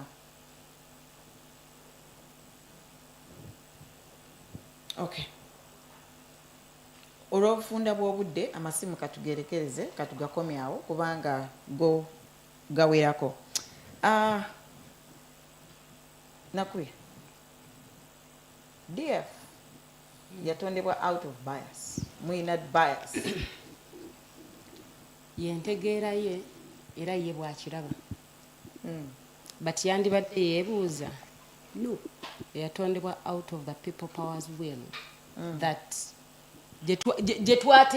gye twateekawo will ya people power nagiyinamu omukono okugiteekawo n'okumakinga sure tuleeta abantu nga tetwekutudde mu kibiina kya byabufuzi kyonna okugatheringa amaanyi g'abantu olwaleero abantu omanyi abantu bannayuganda tulina challenge nti abantu bawogera bwogezi naye nga tebamanyi ebintu bitandise bitya bitambudde bitya nga bo kyebalaba ku TikTok kyekiba ekituufu naye people power yatandikibwa nga talina kubaako kibiina kya byabufuzi kyeyeekubiddeko nga kisinde ekigatta abantu bonna abakkiriza mu nkyukakyuka eya nnamaddala mu myezi ena nga tugenda mu kalulu neefuuka national unity platform nekifuuka ekibiina ky'ebyobufuzi era abantu ne bagamba kino kyekyaffe abamu abamu twakivaamu kubanga twalabanga cause ekoze eki efudde. Engeri ekibiina gye kitambuzaamu ebintu byakyo yeewuunyisa nnyo era nga bannansi oba bannayuganda bayina okuggyawo ekibalowooza nti it's a cult. Nti omuntu yenna talina kwogera ku nsobi y'ono. Wetuba nga tunaakola national change eyannamaddala ne tutuukira ddala wawo we twagala Uganda ebeere. Abantu balina okukkiriza ensobi neeyogerwako. Nze nakuya ebyobufuzi mbimazeemu emyaka 15. Siina nsonga yonna kuwayira muntu yenna politically. But I analyze ebintu nengatta dots nenziconnectinga nemmanya nti wano kifu wano kituufu. Gwera weebuuze nti bw'abanga mutuufu abaamulambulako olulinga tebannagenda mulambulako tebannakitegeera nti yalumbibwa. Ekyokubiri bw'abanga mutuufu kale bammembers ba parliament abanuupu bokka bameka abaavuddeyo ku ascertaininga the reality of that. Kati njagala bannayuganda bategeere and with time bajja kimanya irrespective oba ndi wa DF oba siri wa DF nsigala nga ndi munnayuganda. Right, Nakuya, in a minute only, what next after this election? What should we expect? Ekyawula omukulembeze ku mulonzi. Era oyo akimbuuzizza yamanyi lwaki bonna abeesimbyewo teyabalonze yalonzeeko atya omu. Abalonzi bonna balina okulonda oba wasoma bato wakola ki tewasoma. Naye ate okugenda okubeera omukulembeze oba oyina okuba nga oyina senior 6. Bantu bangi nnyo baavuddeyo ne beesimbawo naye nga senior 6 yaabwe eri questionable. Omukulembeze aba mumanyi taba mumanyifu kyokka. Obumanyi bwe bumufuula omumanyifu. Naye weebuuze ne waaba by the way kubanga si buli muntu nti azaalibwa nga mumanyi. Naye obusobozi bw'omuntu okwagala okumanya kyawukana ne ku muntu atamanyi ate nga amanyi nti tamanyi amanyi nti amanyi. Kati bangi abakulembeze bali mu category eyo. Ekyokulala mbadde njagala muwayo enjawulo y'omukulembeze. Otuwadde good, response. Naye mu ddakiika emu, what next for the next 5 years? Emu yokka. Of course, ekiddako myaka 5 egiddako opposition erina okuva buli omu waali ne tujja ne twesettinga fresh ne tutema empenda tutya we tuyingidde mu Uganda gye twagala okulekera abaana baffe. Nze mmaze ebyo mu byofuzi emyaka 15. Nze nali nkutteko omusirikale ettaayi. Naye nkyebuuza nti omwana wange akyasobola okukwata omusirikale ettaayi? Bw'aba tasobola, what next? Nze baali bansibye omwezi ne guggwako nga ndi mu kkomera. Omwana wange njagala omuteeka mu mbeera y'okusibibwa. What next? Our opposition we tulina okugenda tuve mu bino ebyokuhypinga tulina okudda ku reality. Kirabo, what next? Emyaka 5 gino egiddako tusuubire ki? Emyaka 5 gino egiddako nze mpabula buwabuzi ekibiina ekifuga ki NRM kwakusaawo eno kyekitutulowooleza kyekitutwala mu maaso. Nkiwabula nti obubbe obulabise mu kalulu tebukiyamba nakyo kubanga bayinza okuba tetufaako nga bannayuganda oba ffe abeesimbyeko tebatuliiko. Naye nabo kennyini bali kuloosi kubanga Mwami Tugume yali mukamifu KNRM akugamba eyali alina 0 gwe baawa 7 era alina 7 gwe baawa 0. Kyova olaba akutte fulaga talabamu ONUP amukuba wansi kubanga first of all batukwata abantu abanafu ne babawa fulaga zaabwe. Asinga ssente yakwata fulaga y'NRM. Obubbi ye kansa y'NRM yegisembya ate nejja wano nekwata omuntu atasaba akalulu atasabira president wa kalulu ne bamugamba engeri gy'obadde weebase nnyo ddiya ne fulaga yaffe tukuwadde ekirabo kyakuyingira mu parliament. So bali mu kuleetera bali mu kukuza abakulembeze batali munsa ate nga baba rewardinga ate nga n'emirimu gy'ekibiina tebagikoze. So ekibiina ki NRM kilacking patriotism not even for their country but even for their own party. Teri muntu mweyo pati alowooza ku pate ye. Tariyo. Teri muntu mweyo pati alowooza ku future ya pate ye. Kubanga bw'okwata abakulembeze abaagalwa n'abantu n'obabbaako akalulu oba toyagaliza pate yebeere ng'eri gumite nga president Kyagulanyi bw'ayogera pate yo toyagaliza okubeera gumite. So way forward nsaba ekibiina ki NRM electoral reforms teziyamba abali wabweru wa pate bokka wabula eyamba n'ekibiina kyammwe eyamba ne demokrasiya in general.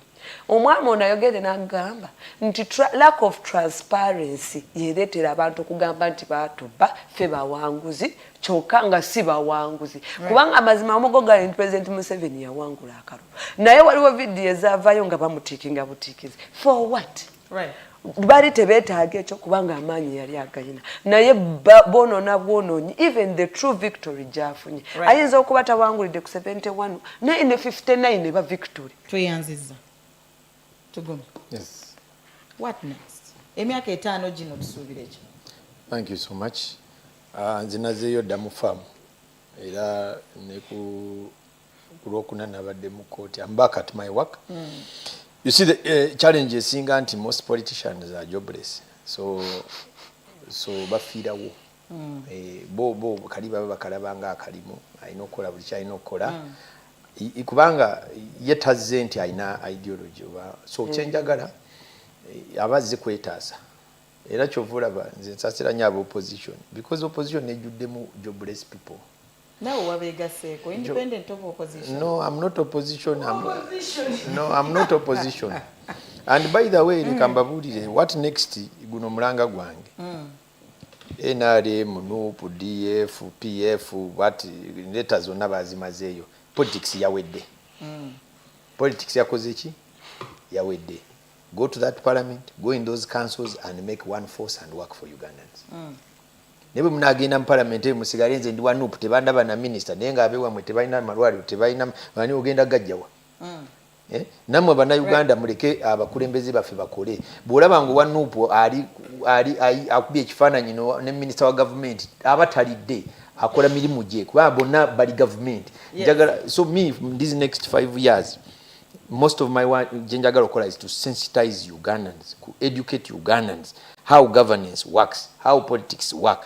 Secondly, to see how by my profession how we can do these things the Nakuyas are talking about, how we can have electoral reforms, how we can have constitutional amendments. Because I think one of the things we must change is we must create an independent electoral commission, and it begins by who appoints the commission. Right. For as long as the sitting president is the one appointing the commission, the chances of that commission being independent are very slim. Remember, omuzungu yakugamba the one who asasula enkozi ngende mu luzungu akakiiko k'okulonda tulina okukulamu entereza mu muteeka nti obuyinza obukalonda tulina obujja ku kifo ky'obwa president tubuze either balondebwe judiciary oba tuteekewo an independent appointment.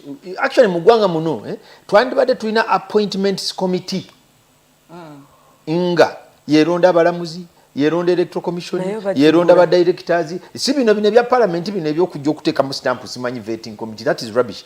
We need nga omulimo gwa EC kati chairman of electoral commission nga bafulumya advert charity noteekamu nti nzuno wano my experience is this, I have mobilized this, no nenakuya nateekamu nange neteekamu then appointments committee eyo netusunsulamu negamba according to the interviews and having assessed based on this and based on this gundi yavuddemu nga gundi therefore afuuse chairman electoral commission mandate yeribwe ebyo byenjagala okumala emyaka 5 nga tugeza ku find solution to those things. Tweyanzege njagala okutwala omukisa guno okwebaza bapanelists baffe olunaku lwaleero.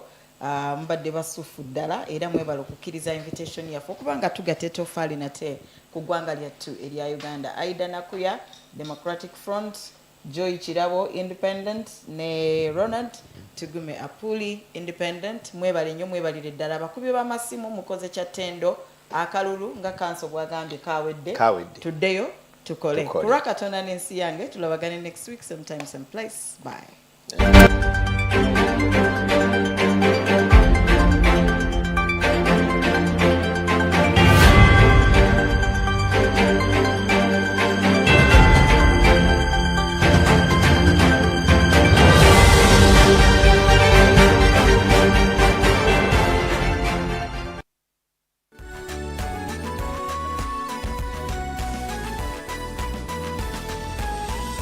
Gugude TV, transforming. Don't miss on Gugude TV. From Woman Blossom